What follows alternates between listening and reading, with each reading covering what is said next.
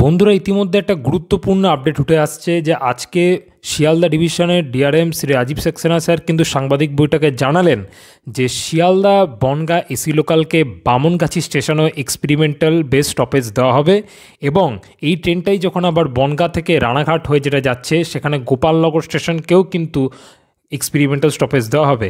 এর আগে আপনারা জানেন ইতিমধ্যেই 5টা স্টেশন এখন অবধি কারেন্টলি এক্সপেরিমেন্টাল স্টপেজ হিসাবে চলছে এবং তারপরেও একটা যাত্রীদের জন্য এটা খুবই সুখবর। এবং দ্বিতীয় যে খবরটা হচ্ছে সেটা হচ্ছে যে শিয়ালদা কৃষ্ণনগর এসি লোকাল আগে সোম থেকে শনিবার চলছিল, এখন কিন্তু রবিবারেও চলবে এমনটাই জানালেন আমাদের শিয়ালদা ডিভিশনের ডিআরএম এবং এই নিয়মগুলো খুব তাড়াতাড়ি লাগু হবে।